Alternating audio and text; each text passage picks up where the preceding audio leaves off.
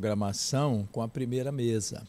E a gente dedicou a primeira mesa aqui ao Espírito Santo, aos estudos aqui do Espírito Santo, né? Então, é a mesa sobre economia colonial e os portos antigos aqui do Espírito Santo.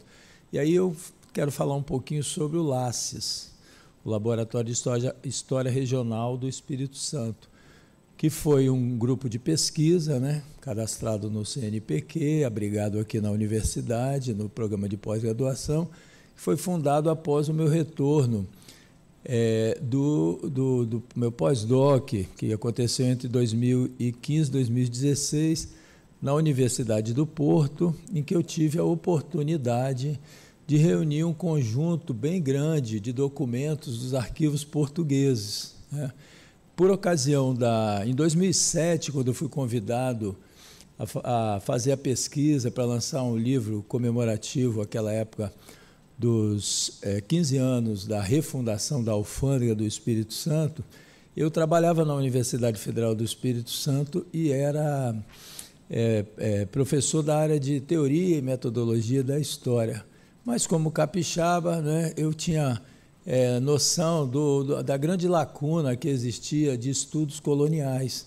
Os meus mestres, da época que eu estava na graduação, que se dedicavam a esses estudos, eles já estavam todos aposentados, e não houve reposição dos professores que se dedicavam à história do Espírito Santo nos seus primeiros séculos. Então, eu requeri, dentro da universidade, uma mudança de área. Eu passei a integrar a área de concentração de estudos de história do Brasil, e dentro da história do Brasil, história do Espírito Santo. E aí, coincidentemente, tive o prazer de ser convidado pela Receita Federal do Brasil para fazer a pesquisa, lançar o livro em 2008. E quando eu fui fazer a pesquisa, eu me deparei com uma imensa lacuna. Nós não temos arquivos coloniais, né, da história da própria cidade de Vitória, que é uma das mais antigas do Brasil, da Capitania do Espírito Santo, né, que é anterior à fundação da sede do Governo Geral, a própria fundação do Rio de Janeiro e outras cidades que depois adquiriram grande relevância no contexto da América Portuguesa e dos espaços atlânticos em geral. Então, quando eu fui ao meu pós-doc, eu me dediquei a esses estudos, me dediquei também a encontrar documentos sobre o Espírito Santo nos arquivos portugueses, e quando eu retornei, eu criei o Laboratório de História Regional do Espírito Santo e Conexões Atlânticas, né? A gente vem, desde então, se dedicando a entender a inserção do Estado português no Brasil, essa formulação de grandes contextos, dinâmicas e conexões entre o Espírito Santo, descolado daquela ideia de Brasil como um conglomerado, entendendo que aqui no Espírito Santo existia, né, embora pouco estudado, redes de contato com os espaços atlânticos, entendendo o espaço do Espírito Santo como um espaço de uma administração autônoma, relações com interesses econômicos, políticos, etc., e conexões com outras partes do Império Português. Então, a partir daí, a gente abriu, né, uma linha de trabalho com os portos do Espírito Santo.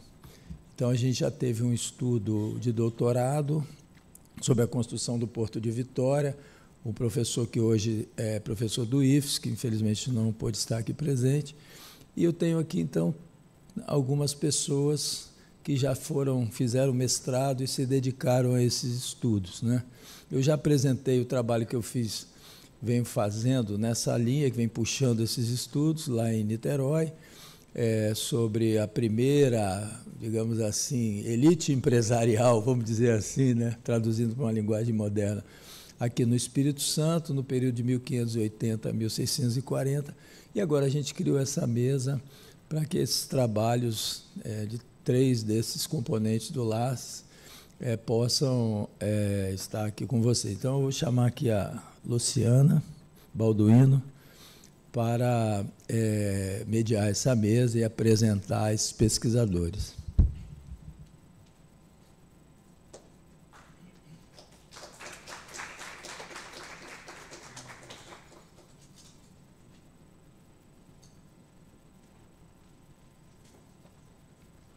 Olá, pessoal, bom dia.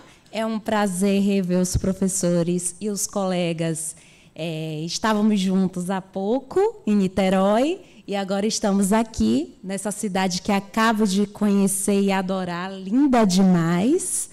É muito bom poder fazer parte desse momento, ter feito parte, estar ainda fazendo da comissão organizadora do evento. Queria agradecer ao professor César Norato, meu orientador, pela oportunidade, e ao professor Luiz Cláudio. A mesa sobre economia colonial e os portos antigos do Espírito Santo será composta pelos professores Lucas Machado, Tiago Alves e Paulo Roberto. Para a dinâmica ficar mais fácil, eu gostaria de chamar de um a um e apresentar. Professor, mestre Lucas Machado, é professor da Secretaria de Educação do Estado do Espírito Santo, mestre no programa de pós-graduação em História Social das Relações Políticas pela Universidade Federal do Espírito Santo, pós-graduado em Educação e Direitos Humanos, graduado em História pelo Centro Universitário São Camilo do Espírito Santo, membro do Laboratório de História Regional do Espírito Santo e Conexões Atlânticas, LACES UFES. Boa apresentação, professor Lucas.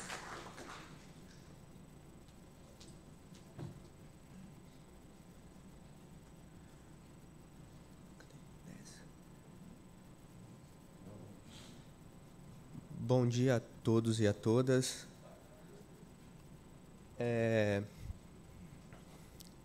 Sou o Lucas, é um prazer estar aqui. Agradecer, ao Luiz Cláudio pelo convite e a todos, que estão participando desse evento. Então, gente, Itapemirim, o Porto de Itapemirim. O Luiz Cláudio me fez a proposta, para vir participar, para eu falar da formação da cidade portuária da Vila de Itapemirim. E o Porto de Itapemirim, na história do Espírito Santo, ele é uma figura constante, Diversos historiadores, como Gabriel Bittencourt, Anara Saleto, já abordavam, os números expressivos que o Porto de Itapemirim trazia em suas exportações. E autores mais recentes também, como o Adilson Silva Santos e a Larissa da Silva Machado, também vêm trazendo esses dados a respeito dos números obtidos por exportação, arrecadação e também pela quantidade de pessoas que circulavam ali no porto. Mas o que era esse porto? Como que funcionava essa dinâmica entre porto e cidade? Todas essas questões que vamos buscar trabalhar aqui e que eu trabalhei na minha dissertação no mestrado. Vou apertar aqui para passar. Vamos lá. Aponta para onde? Aí. Um breve resumo sobre a história de Itapemirim. Itapemirim ela vai ser emancipada no ano de 1815, mas vai ter, de fato, a sua emancipação um ano depois. E a sua colonização ela vai remeter ao século XVIII, quando diversos poceiros, sesmeiros, passam a ocupar ali a região de Itapemirim e ali vão estabelecendo fazendas e plantações, principalmente de cana-de-açúcar e mandioca. Vamos ter um evento que vai ser no ano de 1771, onde mineiros que habitavam e exploravam as minas do castelo vão ser expulsos por indígenas puris, e ali eles vão, como posso dizer, vão dar mais corpo à população daquela pequena vila que vinha se iniciando. Tudo bem? Só que aí, o que acontece? Surge a primeira questão a respeito dessa cidade portuária em Itapemirim. Por quê? A vila de Itapemirim, fundada início do século XIX, por onde eu aponto? Aqui. Como faz para passar? Passou.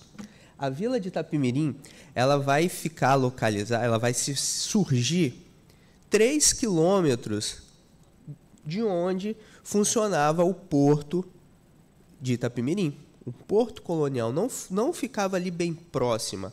E como o principal caminho para se chegar ao porto era o próprio rio, o curso do rio até a vila era de aproximadamente 7 quilômetros. Então, não ficava tão próximo do porto essa vila, essa cidade. Mas por que Itapemirim, a vila de Itapemirim, era uma cidade portuária? Porque toda a sua estrutura social, né, o seu comércio e toda a estrutura de sua cidade funcionava intimamente ligada com esse porto. Então,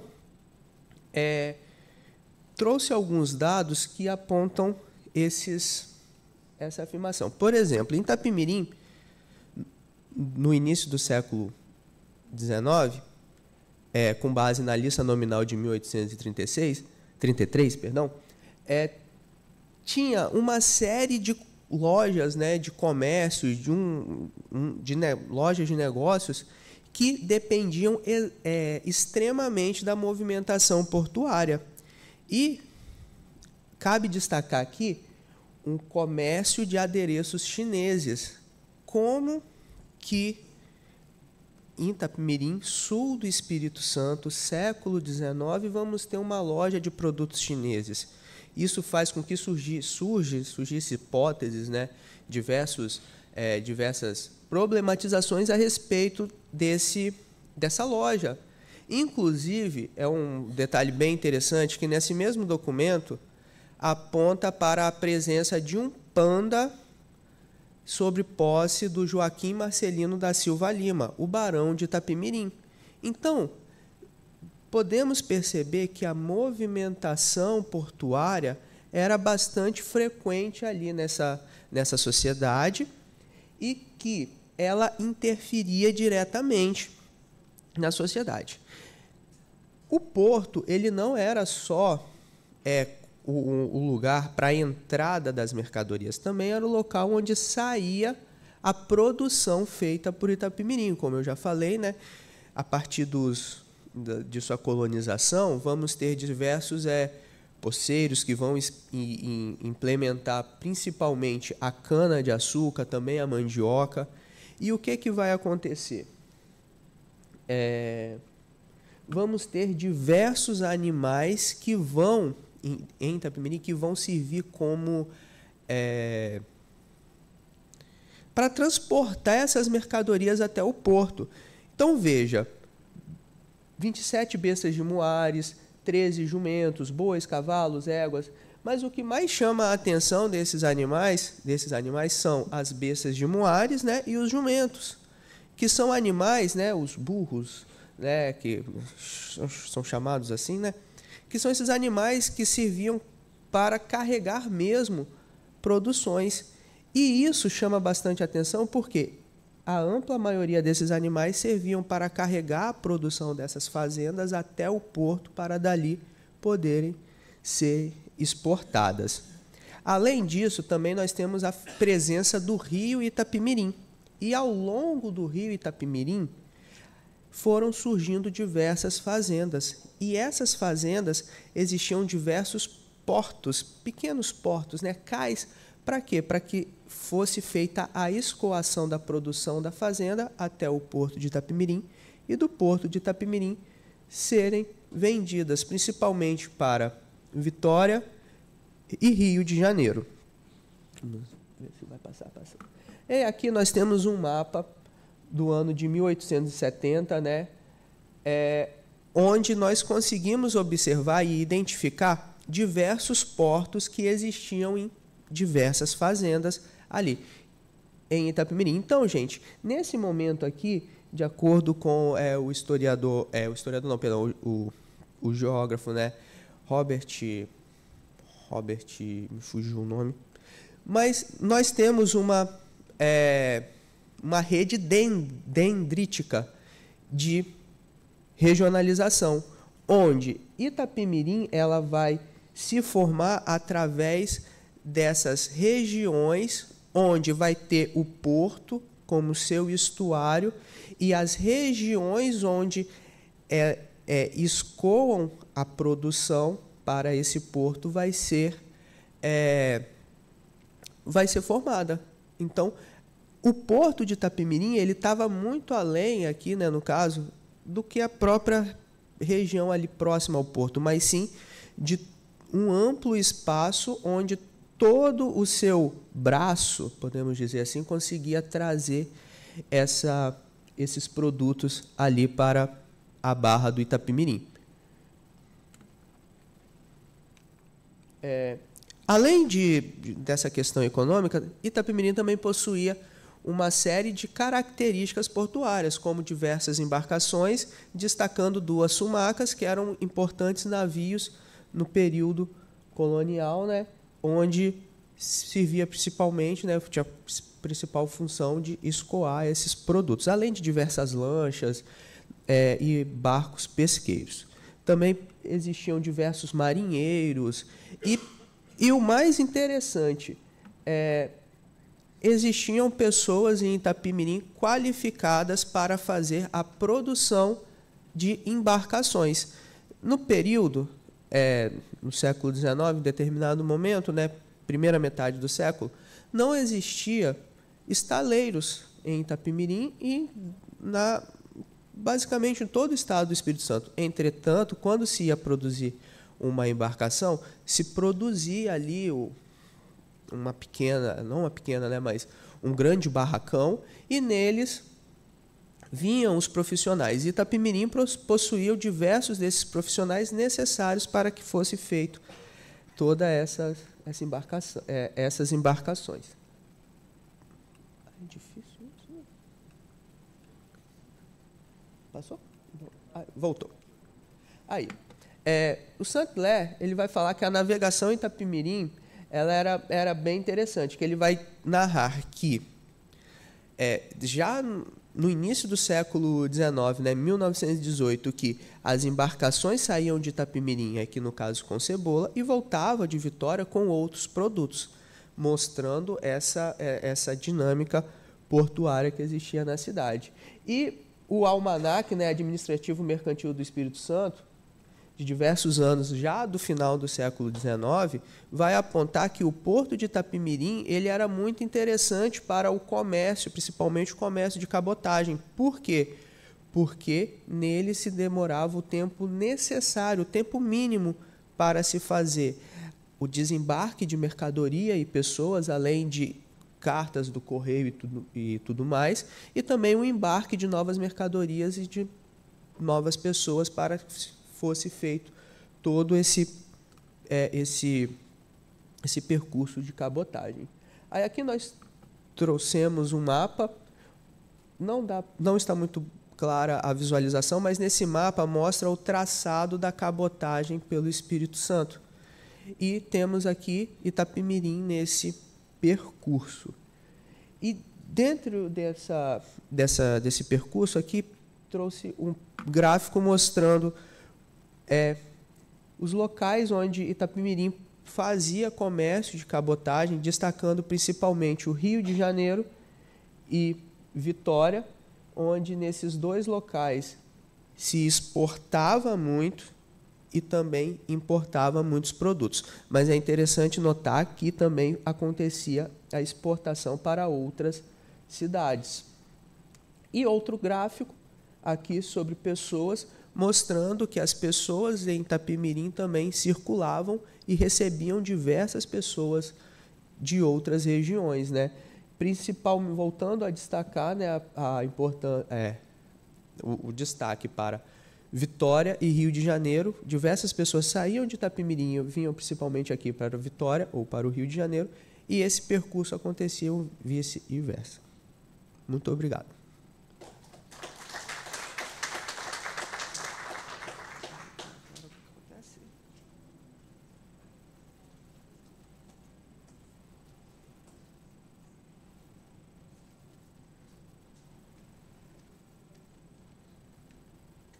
Agradecemos a apresentação, professor Lucas.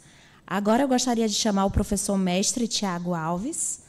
O professor Tiago Alves possui graduação em História pela Universidade Federal do Espírito Santo, mestrado em História pelo Programa de Pós-Graduação em História Social das Relações Políticas da UFES, e desde 2011 atua como historiador da Sala de Consulta do Arquivo Público do Estado do Espírito Santo. Realiza o atendimento ao público, fazendo a mediação e orientação dos pesquisadores e demais interessados na consulta do acervo da instituição. Coordenador da Unidade Executora de Controle Interno do Arquivo Público do Estado do Espírito Santo, realizando normatizações de atividades finalísticas e do RELUCE, Relatório e Parecer da Unidade Executora de Controle Interno. Desejo uma boa apresentação, professor.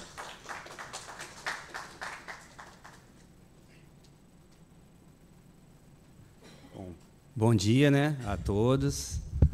Agradeço o convite, né, primeiramente ao nosso professor e orientador Luiz Cláudio e todos os membros aqui, todas as pessoas que estão participando desse importante evento, né, que a gente está engrandecendo através dessa troca de informações e conhecimento. É importante a gente ter esse espaço aqui de aprendizado e debate, né? Resolvi fazer uma apresentação mais puxada para... Melhor, né? Acho que agora está melhor. Então. Tá. Estou desacostumado com o microfone. As visitas que a gente faz lá no arquivo público, a gente vai mais no gogó, né? Não, mas acho que aqui, acho que agora estabilizou, né? Tá.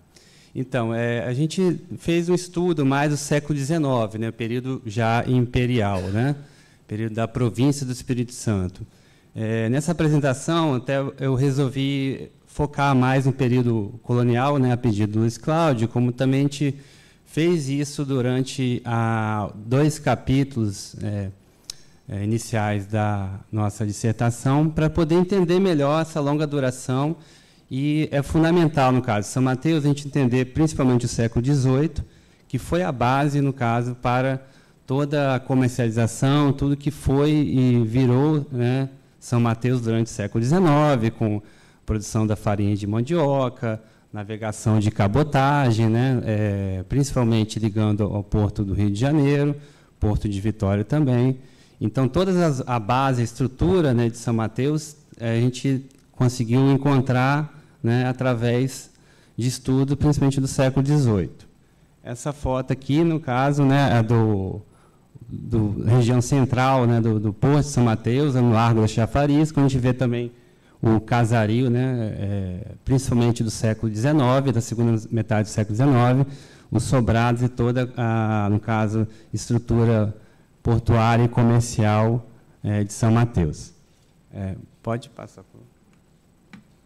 Então, São Mateus está distante 215 quilômetros de Vitória, né, sentido norte. Para quem não conhece, pela BR-101 você tem, no caso, acesso a São Mateus. O porto fica distante aproximadamente 48 quilômetros da entrada, no caso, da foz, né, do rio São Mateus, ou Cricaré, que fica em Conceição da Barra, né? Então, é um porto fluvial.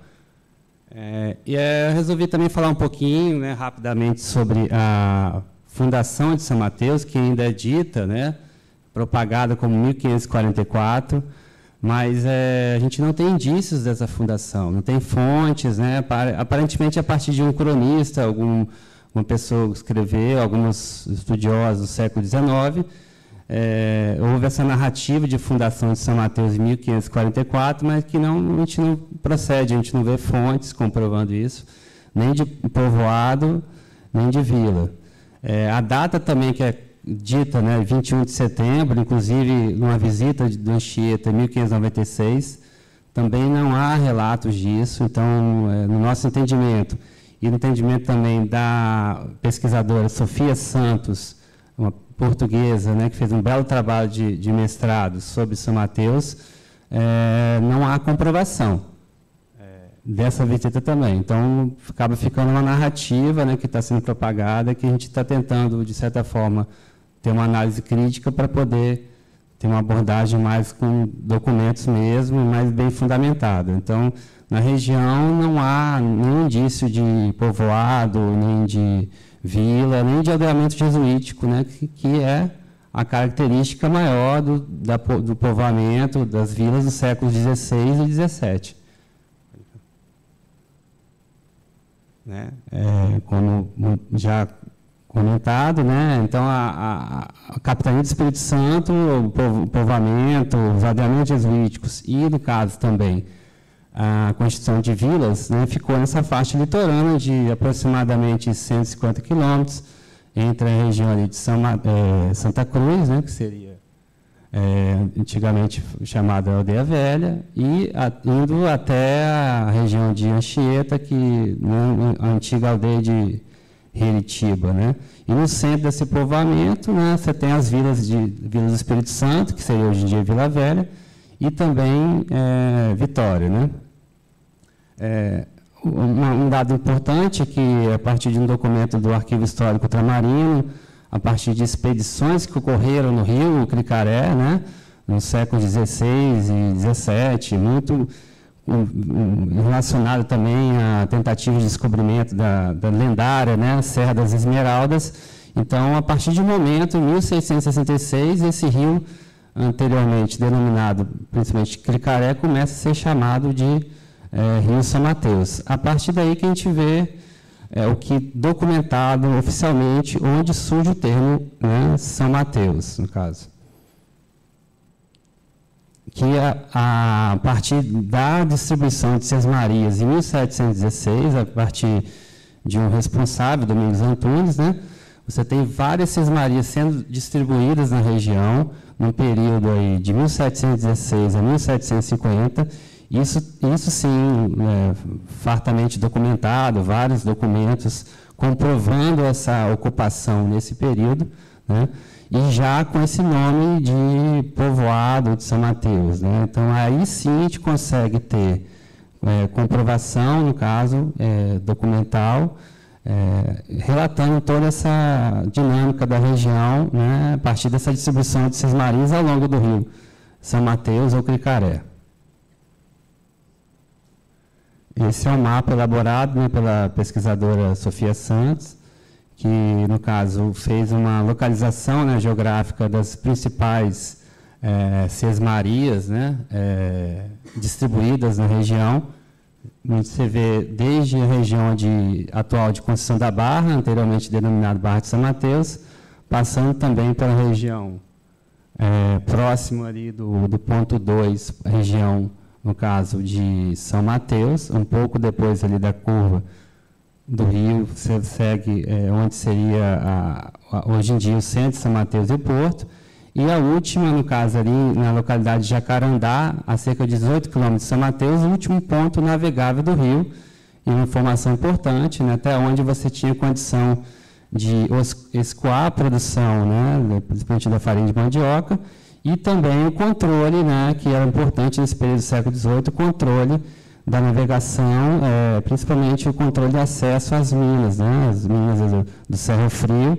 Foram feitas também navegações no sentido de até onde você tinha condição de fazer a navegação dessa região, até para controle também do ouro e do diamante de Minas Gerais. Então, tinha essa função também de preservar o acesso, né, aos chamados sertões, chamado da capitania de Minas Gerais.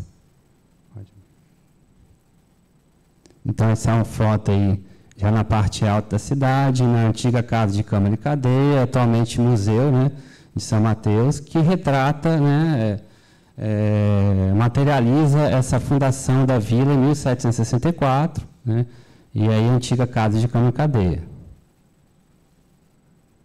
Então, é fundamental, né, isso também é uma hipótese que eu tentei construir ao longo da dissertação, que São Mateus está envolvido diretamente com as diretrizes do Marquês de Pombal, né? Então, ele assumindo, né, você tem várias questões importantes, como o Diretório dos Índios, né? Você tem a expulsão, no caso, dos jesuítas, E você tem uma importante anexação das capitanias de Ilhéus, né, e de Porto Seguro à capitania da Bahia.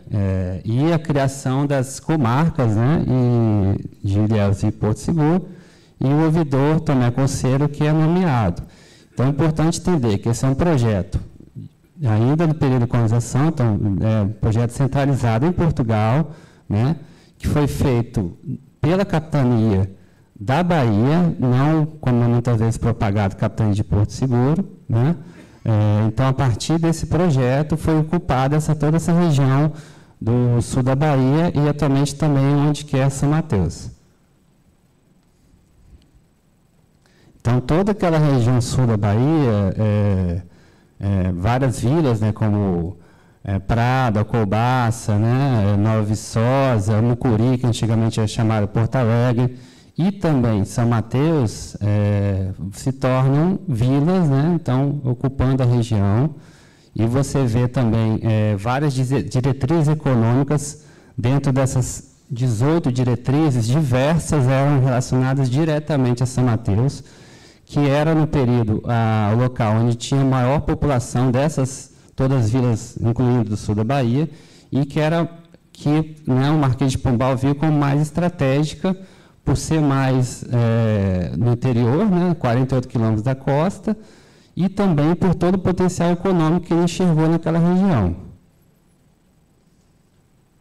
Então, houve várias diretrizes, dentre elas a verificação das condições de navegação, né, e profundidade do rio, né, para verificar qual tipo de navegação e qual embarcação seria mais adequada para esse tipo, né, de curso do rio.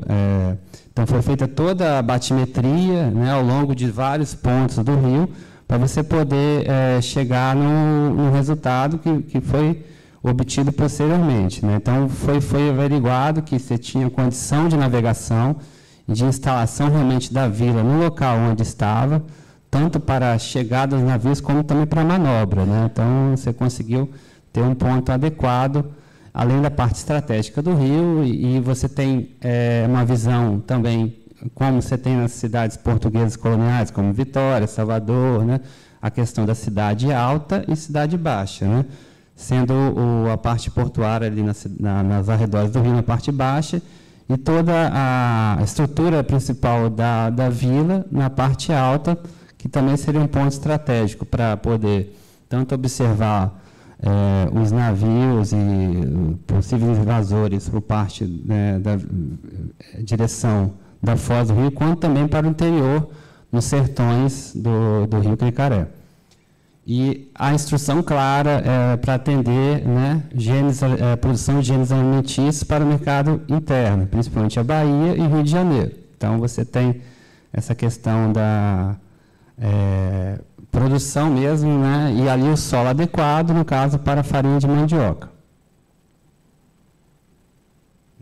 Então, relacionado, também outra questão que a gente estava falando, da mão de obra também escrava, né? Então, você já tem um incentivo, a partir do momento que há um desenvolvimento econômico, né, com essa navegação, você vai poder chegar também na aquisição, na compra de escravos para aumentar a produção e assim chegar no nível que chegou de exportação, né, de São Mateus no final do século XVIII e século XIX. Então, o porquê da escolha, né, da farinha de mandioca? O solo adequado, no caso, na região de Conceição da Barra, né, anteriormente denominada Barra de São Mateus, e São Mateus, o solo arenoso e produtivo, né, adequado para esse plantio. Então, você tem São Mateus pertencente à capitania da Bahia, né, mas altamente ligado, já conectado à economia, né, do sul do país, do centro-sul, né, que seria hoje em dia as regiões de sudeste e sul, capitaneado pelo Rio de Janeiro, já tinha se tornado, né, a capital do Brasil, né, colonial, depois, né, imperial, enfim. Então, dessas 860 viagens que a gente tem em estatística de Vitória, né, você tem 22% para São Mateus e 180 para o Rio de Janeiro, demonstrando que há um eixo comercial, uma troca entre essas vilas e cidades. É importante entender esse contexto da Bahia, né, porque foi fundamental para o retorno de São Mateus para, no caso, o Espírito Santo, né, já como província. Então, você tem um contexto de Madeira de Melo, governado como, nomeado como governador das armas. Você tem, em setembro, né, de 1822, a Declaração de Independência, por parte de Dom Pedro I. Né? E aí, Madeira de Melo se opõe, né, a essa independência, continua, né, tentando ter o domínio português na região. E aí você tem a Guerra da Independência, que dura até 2 de julho, né, de 1823. E essa guerra vai ser fundamental para a gente poder, no caso, para ter, né, esse retorno do território norte e da Vila de São Mateus para o Espírito Santo.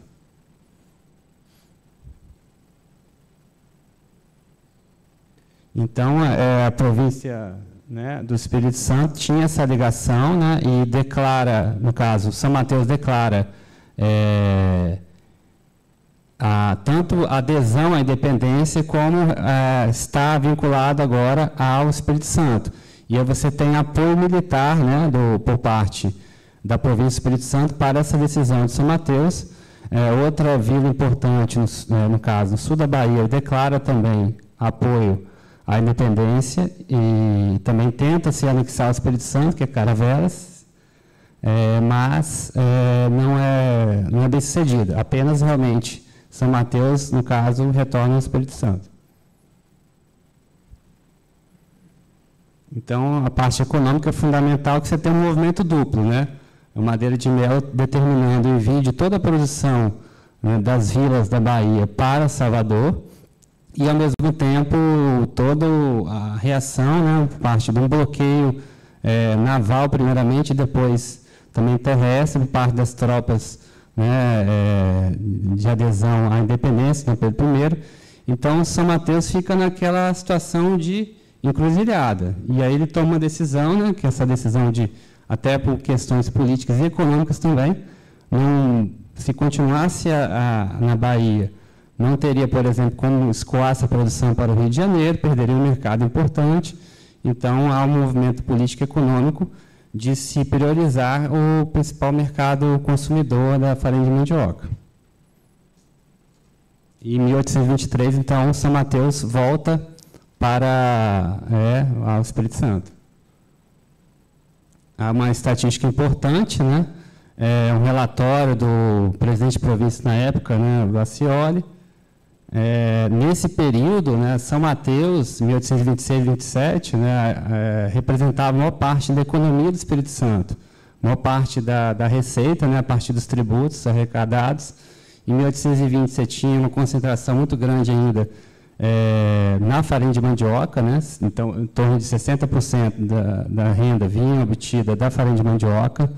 É claro que a situação vai se alterar, né, principalmente a partir da metade do século XIX, quando o café se torna o principal produto econômico do Espírito Santo, né, século XIX até meados do século XX. Mas, nesse período inicial, essa receita constituída da arrecadação tributária da farinha de mandioca foi fundamental para a província do Espírito Santo.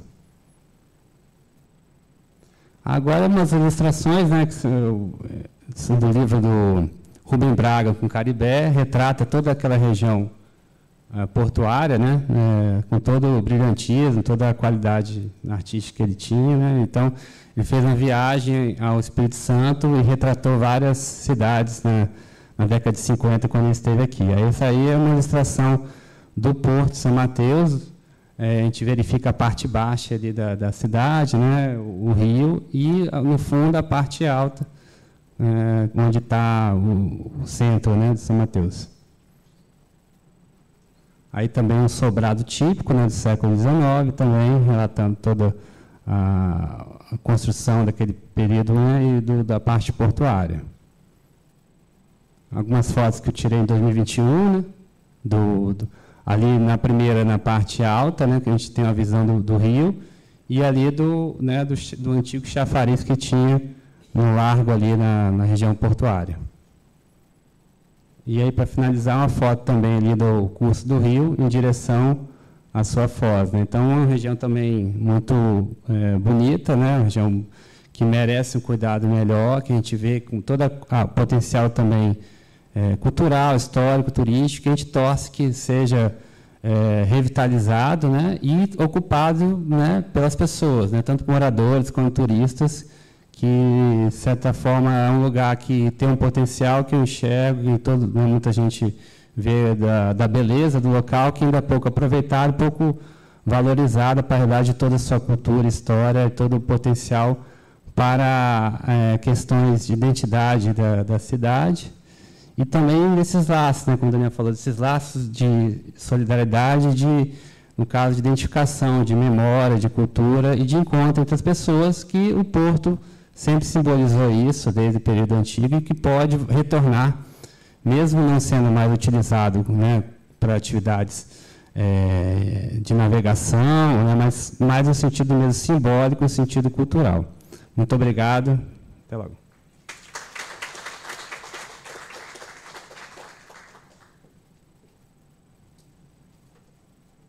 E agora a gente tem uma diferença de estatura, né? Obrigada, professor Tiago. Agora eu gostaria de chamar o professor Paulo Roberto.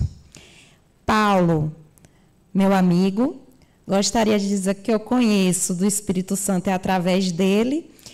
Que bom rever você, amigo. O professor Paulo é mestrando em História Social pela Universidade Federal Fluminense, possui licenciatura e bacharelado em História pela Universidade Federal do Espírito Santo, tem experiência em História Social das Relações Políticas e é bolsista CNPq de iniciação científica com pesquisa sobre produção de discurso político e transformações portuárias em Vitória. Atualmente, pesquisa a composição da região portuária e comercial de Vitória, com foco em história social e econômica. Integra os laboratórios Polis, UF, e Laces, UFES. Possui interesse por história das paisagens, transformações urbano-portuárias, história urbana, produção e formação do espaço, discurso político e humanidades digitais.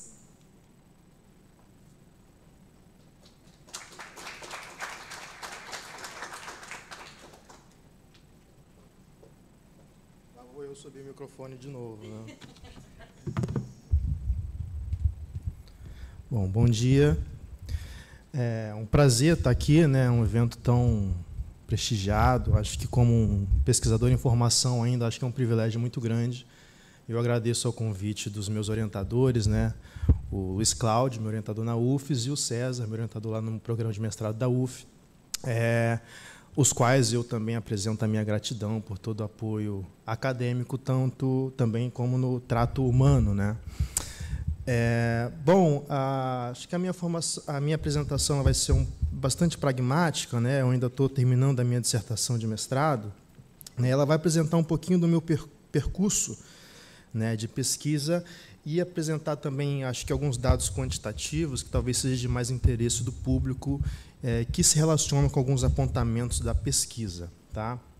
Eu acho que, inicialmente, é importante falar sobre, né, comentando sobre o percurso da pesquisa, sobre a intencionalidade, né, de como que começa esse projeto de pesquisa, que ele nasce, na verdade, com a intenção, desde lá na graduação, de construir uma espécie de interpretação da paisagem portuária de Vitória no final do século XIX. Né? A ideia geral era, mais ou menos, ir conseguir decupando, né, dentro da medida do possível, aquilo que a gente consegue enxergar através da paisagem portuária da cidade de Vitória no século XIX. As duas primeiras falas elas foram mais concentradas num período um pouco mais próximo ao colonial, eu me concentro um pouco, né, um período final do século XIX. O Luiz Cláudio ele sempre tenta puxar a gente mais para a colônia, e o César ele sempre tenta puxar a gente para a República. Então, fica ali no meio o Império, e eu fico muito feliz de estar ali nesse entre-meio.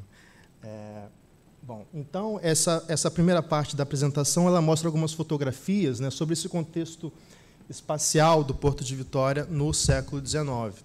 Eu faço uma brincadeira aqui, que eu apresento 2 mapas de época. Esse é um mapa que foi formado pelo Saturnino de Brito, né, o notável, né, engenheiro hidráulico, urbanista brasileiro, né, que tem um legado muito grande no Brasil todo, né. Ele fez o projeto do Novo Arrabalde em Vitória no final do século XIX, que era um projeto de expansão urbana e também de modernização e de higienização da parte central da cidade, essa parte histórica que eu estudo mais especificamente. Então, esse primeiro mapa ele mostra mais ou menos ali na parte de baixo a parte central histórica da cidade, onde se concentra o porto, né? E esse outro mapa ele faz uma espécie de recorte, como se a gente fosse ampliar, né? Nada, claro que não é nada muito preciso, nenhum trabalho de referenciamento nem nada, são mapas de época, mas esse mapa aqui se aproxima, né, sobre esse centro histórico da cidade de Vitória, né, no século XIX. Fazendo uma aproximação um pouquinho maior, a gente consegue observar aqui nessa reconstrução, na verdade, que é feita em 1967 pelo André Carlone, né, um artista, né, que se radicou no Espírito Santo, né, um artista italiano que se radicou no Espírito Santo. Ele produz uma reconstrução da cidade de Vitória em 1895. Né, então, esse mapa é uma reconstrução, a gente tem que fazer as mediações dessa fonte, né, mas é uma reconstrução dessa realidade que eu procuro estudar, que é esse porto antigo da cidade de Vitória do final do século XIX. A gente consegue observar aqui nessa barra da cidade, né, esses espaços de operação portuária. Né? E quando a gente vai falar de um porto, né, do que se convencionou chamar de porto antigo, que a gente tem chamado dessa forma, né, é uma realidade de operação portuária completamente diferente dos portos modernos ou dos portos organizados que se constituem a partir da modernização portuária, que no Brasil se concentram no final do século XIX, mas que se expandem aí no comecinho do século XX. Né? Em Vitória, o porto é inaugurado em 1940, né? A construção do porto organizado é de 1911, né? Tem aí um interregno onde é paralisado, né? Mas até, né, 1910, a realidade portuária de Vitória era feita nesse tipo de operação, né, antiga, não no sentido de querer classificar nem nada, né, mas é uma outra realidade portuária onde o porto ele funciona, na verdade, aos pés da cidade, né, um espaço mais fluido, né, e sua operação ela é compartilhada entre diferentes agentes portuários, né, entre o trapiche, entre o armazém, os carroceiros, né, as autoridades incumbidas, né, do poder da alfândega, né, e entidades privadas também. Então, isso acontece de uma forma, né, compartilhada, fluida. Né? Então, na verdade, eu costumo passar e pensar esse porto do século XIX como a construção de uma localidade, né? Uma localidade historicamente construída a partir, né, da soma dos seus agentes que se concentram em uma porção física do espaço e que acabam gerando uma espécie de especialização, né, espacial e paisagística. Né? E, ao observar essa paisagem dessa cidade de Vitória, né, desse porto antigo, que não é murado, que não é organizado, né, que não é organizado nas letras da lei, né, você tem essa realidade, né, que não é organizado nas letras da lei, você não tem né, fronteiras desse porto, mas você consegue observar claramente que é um espaço portuário. Né? E um porto, ele não é um trapiche, ele não é alfândega, né? E no século XIX, muitas vezes, muitas localidades portuárias, né, por lugares afora do Brasil, que é o que, por exemplo, que o Romir comenta, que teve com vocês da Niterói, né, que o Porto de Cáceres, no século XIX, ele era um pontilhão. Né, não tinha, né, a construção de uma paisagem, de uma localidade. Não. Então, o que é porto? Como a gente vai falar sobre isso? Então, é difícil de classificar. Né? Mas, pensando especificamente sobre Vitória e sobre outros portos urbanos do século XIX, eu gosto de pensar, estou procurando pensar sobre esse porto como a construção dessa localidade paisagística, né, que é feita na soma desses agentes que formam essa porção de espaço especializada e espacializada, né, por óbvio. Então, a gente tem a ilustração aqui desse espaço, né, aqui nessa fotografia do Porto dos Padres, né, ou, né, Rua do Comércio, na verdade é a mesma localidade, né, o Porto dos Padres, fazendo referência ao seu porto, e a Rua do Comércio que passa ali atrás. Vocês conseguem observar ali aquela rua que passa por detrás. Né? Esse é talvez um dos espaços portuários mais característicos dessa Vitória do século XIX. Né? E voltando aqui, vocês conseguem observar que ele está ali no mapa, ali à esquerda, né? O Porto dos Padres indicados, que era a principal área de atracamento, né? de movimentação de mercadoria, mas você tinha também ali indicado, né, no número 10, ali, o Cais do Imperador, né, que recebeu esse nome a partir da visita, né, Dom Pedro II, em 1860, se eu não me engano, né, que ele foi renomeado para a Casa do Imperador, que ele fica na verdade, né, em frente ao Palácio do Governo. Você tem ali o número 17, o Cais da Alfândega, né, que se remete, né, à história desse prédio em que nós estamos localizados. E você tem também o Cais da Imperatriz, que está localizado bem à direita, que era um cais mais de movimentação de pessoas, né, que estavam numa área... Está funcionando. Ah, tem canetinha? Ah, legal. Né? Então, está aqui o Porto dos Padres. Né? Você tem aqui o Cais do Imperador, você tem aqui o Cais da Alfândega, e aqui no canto você tem o Cais da Imperatriz, que ele era mais especializado na movimentação de pessoas. Né? Esses outros cais eram especializados na movimentação de mercadorias. Ok? Aqui você tem essa paisagem do Porto dos Padres, bem característica, e essa fotografia é uma fotografia, na verdade, da década de 30, que você consegue observar aqui, né, a construção, né, das estruturas do porto moderno que já estava sendo construído, do porto organizado. Né?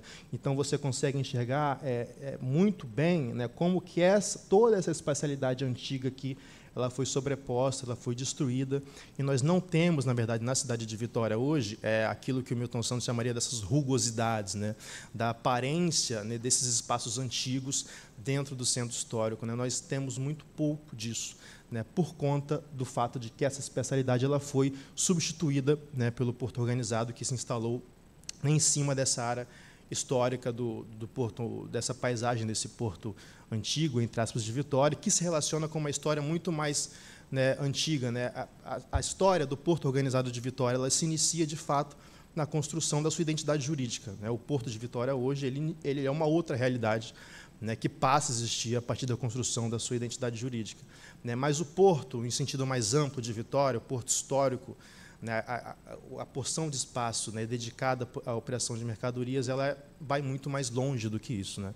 E o Porto de Vitória, em sentido amplo histórico, ele é mais do que a identidade jurídica do Porto de Vitória enquanto empresa. Né? Então, esse porto aqui, que foi sobreposto, né, que foi destruído, ele se relaciona com a construção de paisagem, né, que ela vem desde os tempos coloniais, que vai evoluindo, né, ao longo do tempo. Né? E que, infelizmente, nós não temos muitos vestígios dentro da cidade de Vitória hoje em dia.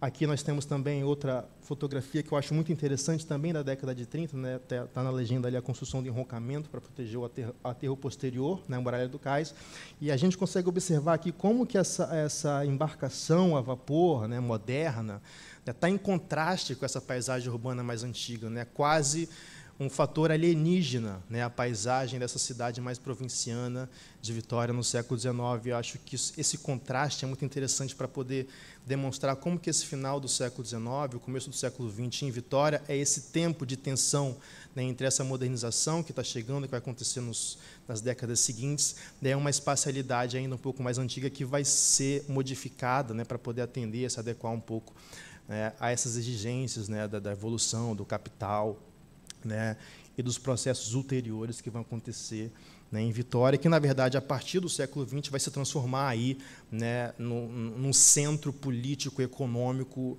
né, em uma escala maior, em uma escala diferente do que acontecia anteriormente. Né. Durante todo o século XIX, Vitória dividia a centralidade econômica, pelo menos, né, com São Mateus e Itapemirim, né, que eram áreas portuárias que concentravam um pouco desse poder gravitacional sobre essa economia que acontecia nas extremidades da província. Né, a partir do começo do século XX, com a chegada do porto organizado, das ferrovias, né, e de um projeto político da elite de Vitória, né, a cidade de Vitória vai passar a exercer uma centralidade um pouco maior, um pouco não, na verdade, muito maior, né, em um grau, né, completamente diferente do que ela exercia até durante todo o século XIX. Né. Então, acho que essa tensão, ela aparece um pouco nas modificações que esse espaço vai passar e que explicam também a sobreposição desse espaço para uma realidade que acaba se impondo. Né, tá ok? Eu acabei me delongando um pouco nas fotografias e eu passo, então, a demonstrar um pouco, né, nessa próxima sessão, alguns dados quantitativos que eu levantei na minha pesquisa e que acredito que sejam de bastante interesse, né, do público presente. Né.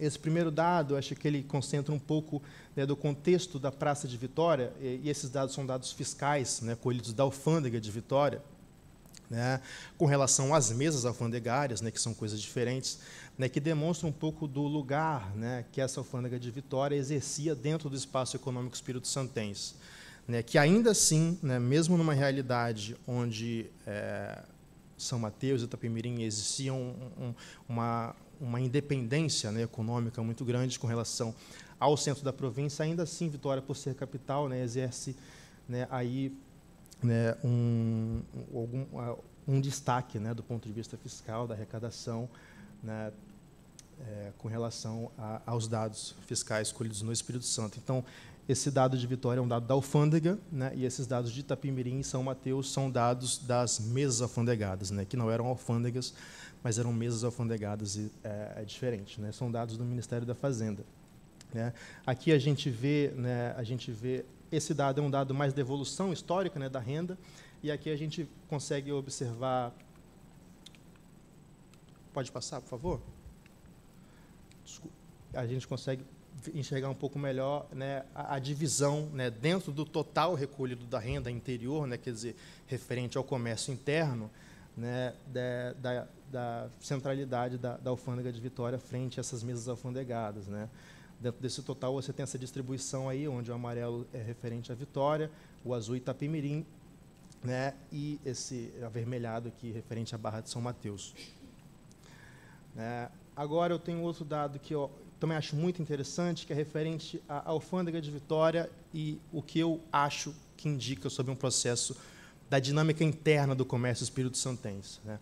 Nesse primeiro gráfico aqui, a gente tem a renda nominal arrecadada pela alfândega de Vitória, né, desde 1856 e 1910. Né, isso aqui são valores correntes.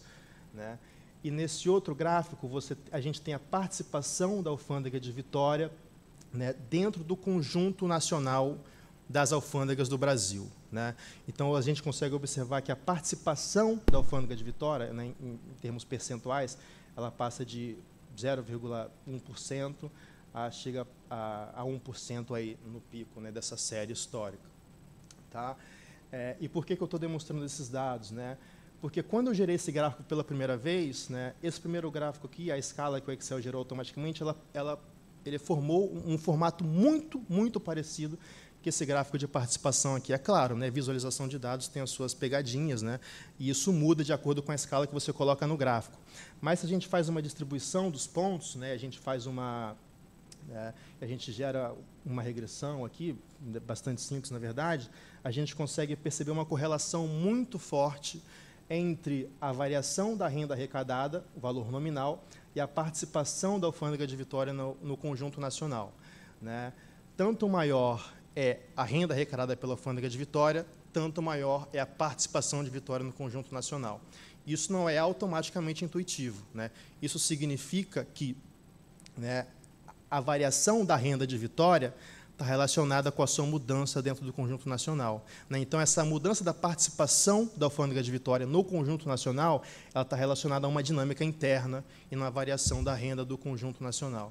Né? Então, essa correlação muito forte, né, um R quadrado de 0,93, né, isso demonstra um pouco, eu acho que indica um pouco uma dinâmica interna da economia espírito-santense representada pela alfândega de Vitória. Tá?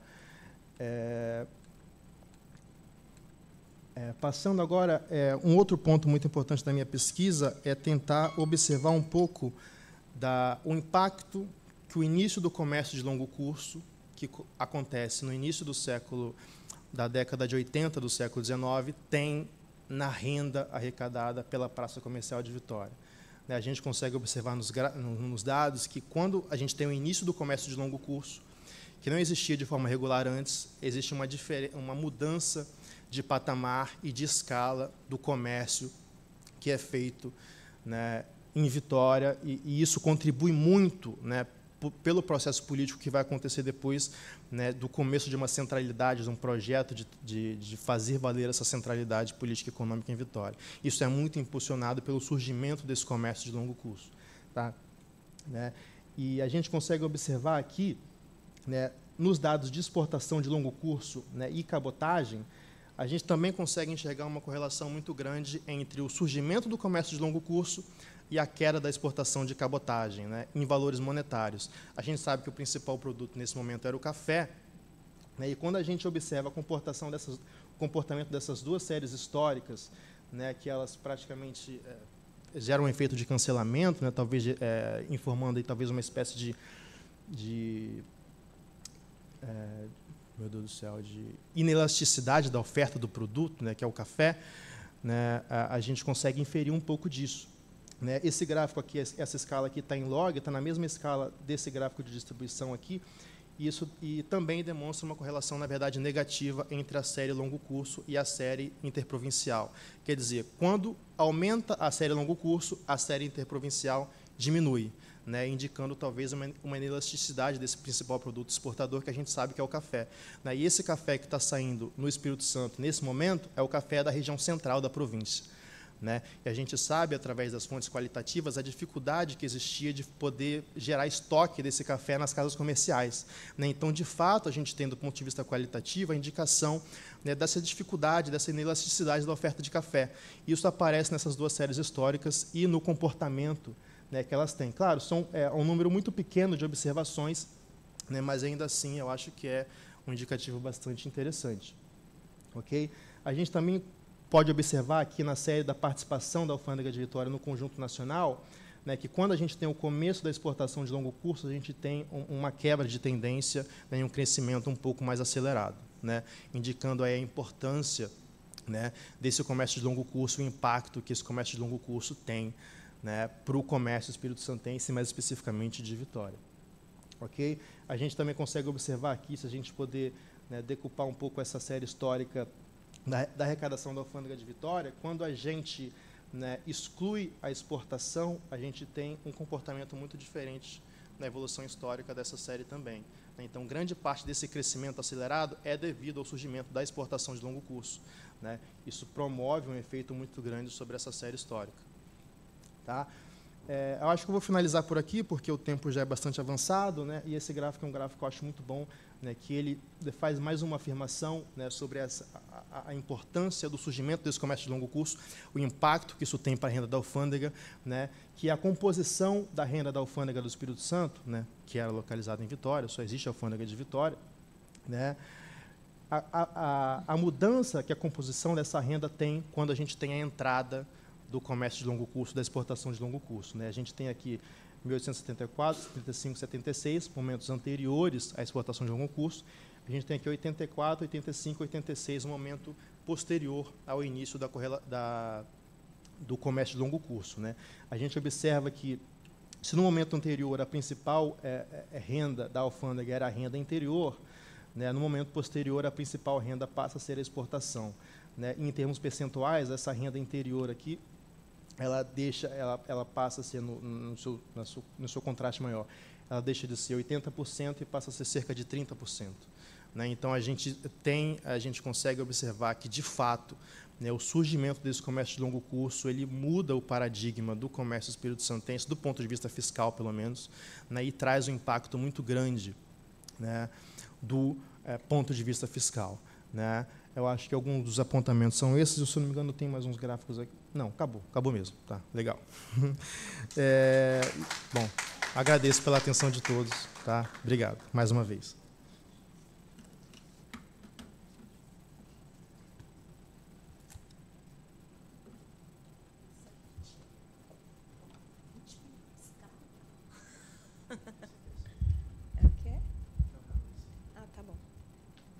Obrigada, professor Paulo.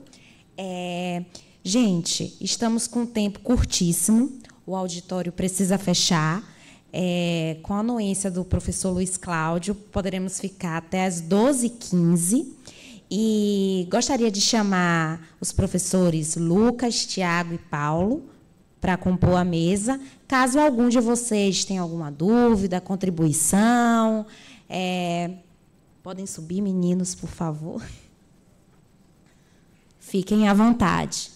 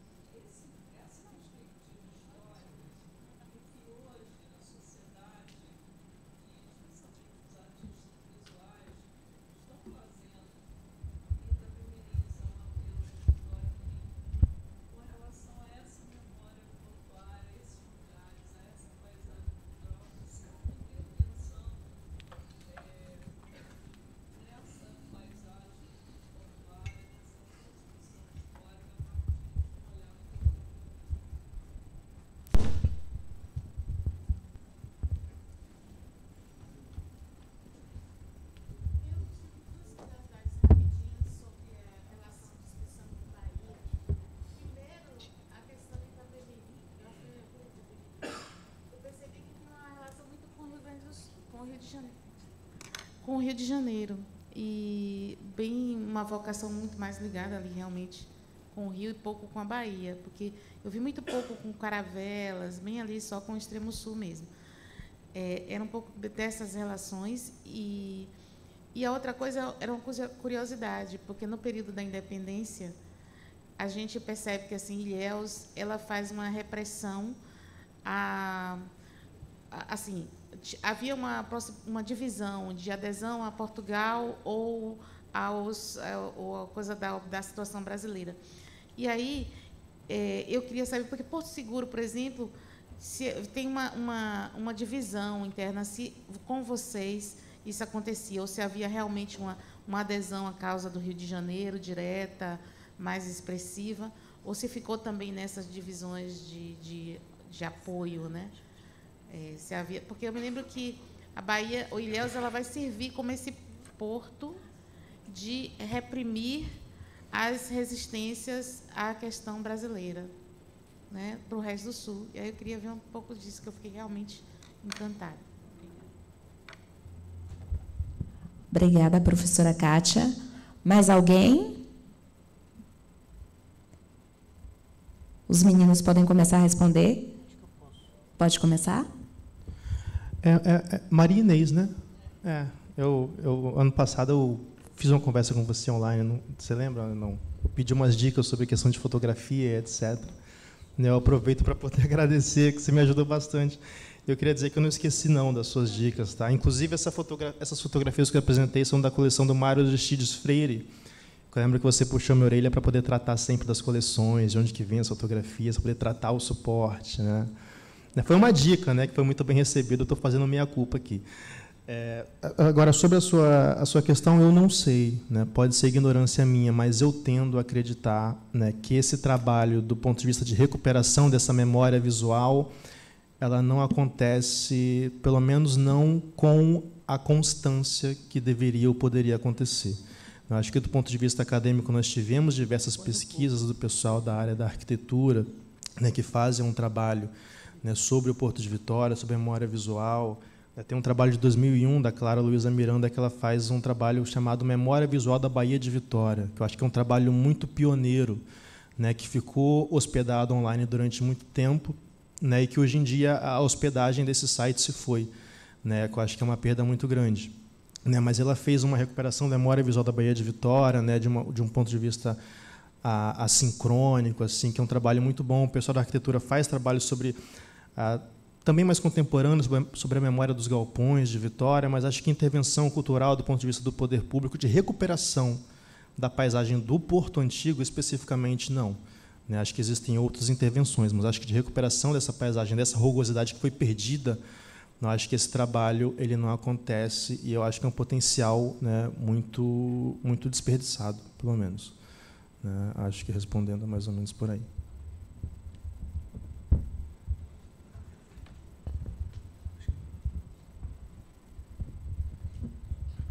Bom dia. Respondendo a Maria Inês. Então, eu estou tendo o privilégio de participar de algumas dessas conversas nos municípios que eu moro, né? Porque o que acontece? O Porto de Itapemirim hoje pertence ao município de Marataízes. E por ser uma cidade pequena e ter um jogo político bastante intenso, Itapemirim e Marataízes são bem próximas, e constantemente entra poder executivo, sai poder executivo, nunca consegue manter uma política de preservação mais intensa. Mas o Porto de Itapemirim está sendo feito um trabalho bem interessante. Por exemplo, o Trapiche, que foi uma obra gigantesca que teve lá, está em ruínas. Entretanto, hoje ele está passando por um processo de consolidação dessas ruínas para que seja preservada a memória deste local.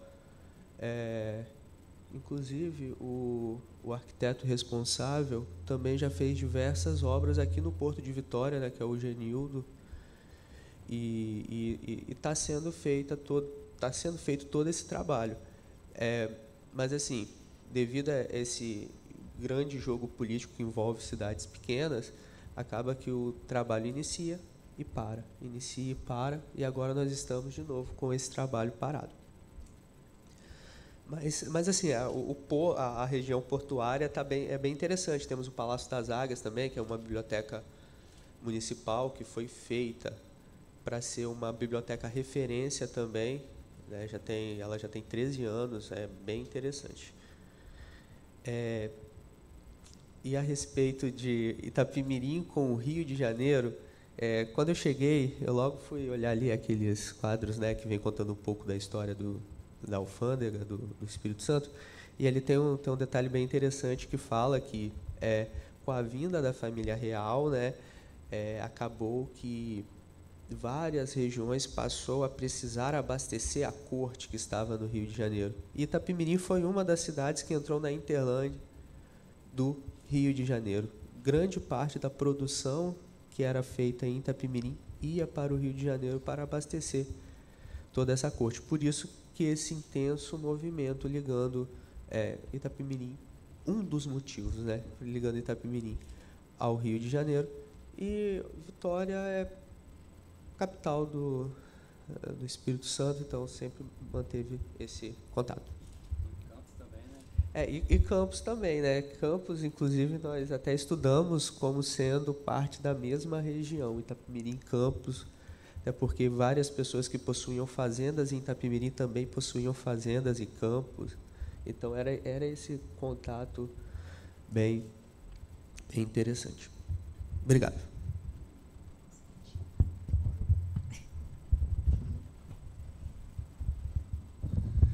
Bom, em relação ao Porto de São Mateus, assim como você tem no patrimônio ou da história, você tem idas e vindas, né? Então, você teve uma movimentação, uma mobilização muito grande para o tombamento do Porto e até repercussão nacional disso. Vieram artistas nacionais, escritores, pessoas da área da cultura. No final dos anos 70, início dos anos 80, fizeram uma grande mobilização, um lugar que estava abandonado, né, estava caindo aos pedaços, até os sobrados, e sem uma ocupação efetiva. Você tem um avanço muito grande, né, com tombamento, e posteriormente também tanto ações de restauração desse casario, como também de atividades culturais que aconteceram em massa nos inícios dos anos 80. Você tem várias festivais de cultura, festivais de teatro, festivais de música. Então, tudo isso bem documentado, você teve muita movimentação. Anos 90 também você teve grandes obras de restauração. E aí, nos últimos, digamos, 20 anos, você tem um grande retrocesso, tanto do ponto de vista de conservação desse casario, né, histórico, principalmente do século XIX, quanto também de utilização de espaço. Isso que a gente fica muito triste, assustado, porque quando a última vez que eu fui até em 2021 visitar o espaço, os próprios moradores falam assim, não, você vai lá, tem o que lá, é um lugar perigoso, um lugar dominado pelo tráfico de drogas, um lugar que hostil. As pessoas, os próprios moradores não frequentam aquele espaço, né? Você tem dificuldade também de manter comércios ali embaixo, manter também órgãos públicos, por exemplo, a biblioteca que municipal funcionava lá, saiu daquele espaço, né? As próprias pessoas não gostam de trabalhar lá, os moradores, não orientam os turistas a ir lá por conta de perigo, né? de tráfico, de violência. Inclusive, eu presenciei isso mesmo, né? Assim, que eu vi, quando eu fui lá, realmente era um ambiente que parecia que não estava muito aberto à visitação, digamos, infelizmente, né? Eu fui lá realmente como pesquisador, como também interessado, mas não é um local que as pessoas frequentam muito. Então, isso me entristece bastante, assim, do ponto de vista, não só do ponto de vista do potencial histórico, cultural, mas também de um espaço de sociabilidade da cidade, né? Pelo ponto de vista da paisagem, do ponto de vista do que pode ser constituído de sociabilidade ali. Então, tem alguns eventos pontuais no Porto, assim, às vezes um evento pequeno aqui, uma apresentação de capoeira, uma apresentação de música, uma apresentação, às vezes, de cumbi, de jongo, mas são bem pontuais, isolados, você não tem uma rede, né, de conexão disso, nem uma frequência, uma continuidade. e principalmente você não tem funcionando de forma frequente lá um bar, restaurante, né? Um centro cultural, uma biblioteca. Então, mesmo de dia, de noite, então, fica abandonado, assim, você vê só os moradores mesmo. E mesmo de dia, digamos, no final de semana, você não tem espaços, né, que as pessoas possam ir lá para comer alguma coisa ou para visitar. Você tem até um museu lá de folclore que, pelo menos quando eu fui lá, é vergonhoso. Você tinha até buraco no teto, né, buraco no telhado, você tinha até goteira, assim, essa coisa assim, realmente muito triste. E aí a gente vê que é um espaço que não está sendo utilizado da forma como deveria ser, né? Tanto do ponto de vista turístico, como também dos próprios moradores. Então, você vê certo abandono. Você tem agora promessas por parte da Prefeitura, do Governo do Estado também, né? De restaurar, né? Foi anunciado ano passado, esse ano novamente, queriam revitalizar, restaurar. Tomara que ações conjuntas, né, da sociedade civil organizada, da Prefeitura, do Governo do Estado, de historiadores, arquitetos, como um todo, recuperem aquele espaço. E tem essa mobilização, né, como houve no final do século, no final dos anos 70 e 80, no sentido de realmente preservar e mostrar a importância do Porto de São Mateus para a história da cidade, para a história do Espírito Santo, né, e do Brasil como um todo, né. Em relação a São Mateus, na época da independência, né, de forma geral, você vê uma adesão completa, assim, não vi resistência, nem um grupo oposicionista, né. Eu acho que isso deriva muito primeiro, da formação histórica, então você já tinha relações anteriores à fundação da vila, né? Por exemplo, as Sesmarias, no início, de 1716 até 1764, foram, de certa forma, administradas pela Capitania do Espírito Santo.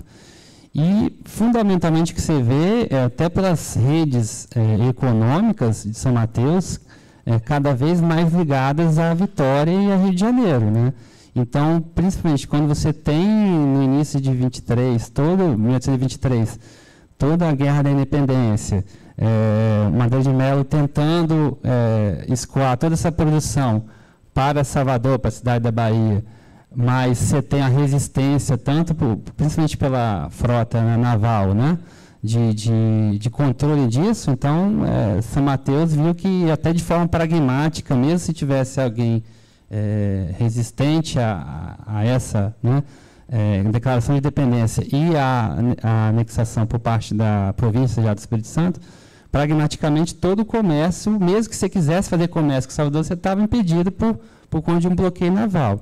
Então, essas relações políticas anteriores e as relações econômicas muito fortes já consolidadas, né, inclusive maiores com Vitória e Rio de Janeiro do que com Salvador. Então, acho que toda essa questão aí, política e da guerra e as relações econômicas no início do século XIX, cada vez mais indo para o eixo sul, né, no Rio de Janeiro, favoreceram, no caso, a São Mateus a fazer esse movimento.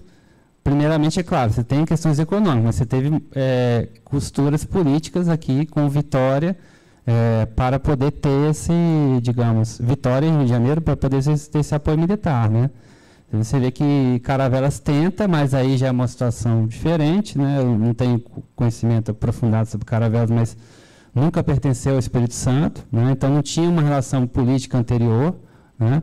E aí acho que, né, e uma distância maior também, né? Então tudo isso pode ter dificultado, mas que houve também um movimento em Caravelas. Aí, né, pode ter havido uma divergência interna, um grupo querendo, outro não, e principalmente não ter essa relação política anterior com o Espírito Santo. E aí acho que conseguiram segurar essa importante vila no sul da Bahia e continuar com o território da Bahia. Até porque, se você fosse anexar Caravelas, você teria que anexar também de forma contínua o território onde é hoje em dia, né, Mucuri, né, Nova Viçosa, né, toda aquela região, né, Alcobaça, né, então toda aquela região de várias vilas estaria em risco de ser pertencente agora ao Espírito Santo. Então acho que houve uma mobilização maior de defender o território de Caravelas e arredores do que São Mateus, que eles achavam já meio que, digamos, caso perdido de manter com a Bahia, né? Então, praticamente, o contexto da guerra influiu muito, né, nessa questão do retorno de São Mateus para o Espírito Santo.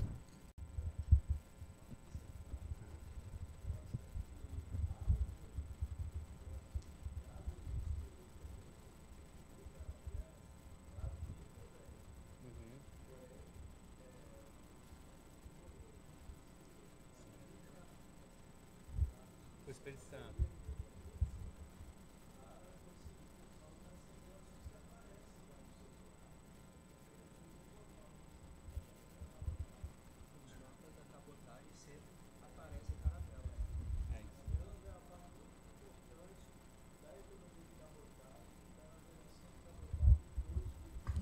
Inclusive, né, o Lucas apresentou o relatório, tinha uma companhia de navegação Espírito Santo, né, e Caravelas, né? Então, quer dizer, você tinha essa ligação do sul da Bahia, São Mateus, Vitória, Campos e Rio de Janeiro, digamos, né? Essas ligações de cabotagem.